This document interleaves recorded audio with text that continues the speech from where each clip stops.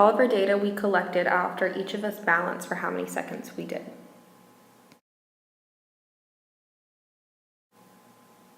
So to find the mean, I added all the numbers that we collected from the data and divided them by 15, getting 11.47. As you can see here, I found the median by adding the two numbers, 11 and 11, getting 22, and dividing them by 2, getting 11. The mode of this data is 11 because it's the number that occurs the most often. So to find the weighted mean, you take each of your categories that you have in your class, like attendance, improvement, work ethic, and protocol. And for example, you would multiply them by how each of them weigh. So I did 100 times 20%. You do this for each category, add them all together, and divide them by 4, just like you would the mean. And I got 95.4 as the weighted mean. So there are 4 different steps to finding the mean of the frequency distribution.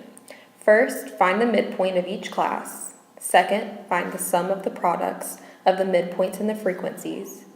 Third, find the sum of the frequencies.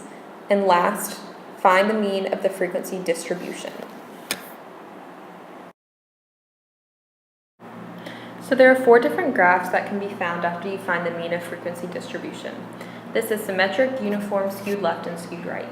The symmetric and uniform graphs are when the mean, median, mode are equal, and the skewed left and skewed right graphs is when the mean is either less or greater than the median, and the median is usually less or greater than the mode.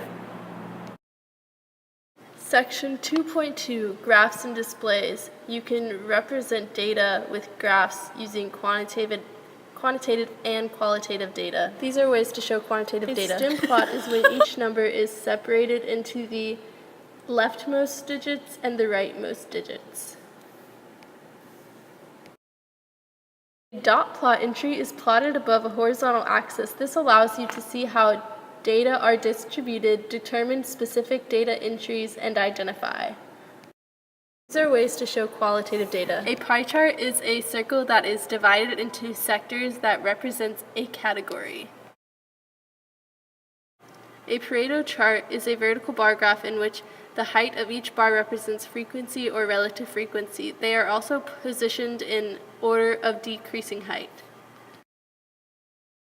Section 5.1, What makes a normal curve? There are 5 properties of a normal curve. Rule 1, the mean, median, and mode are equal. Rule 2, the normal curve is bell-shaped and is symmetric about the mean.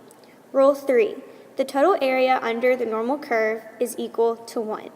Rule 4, the normal curve approaches but never touches the x-axis.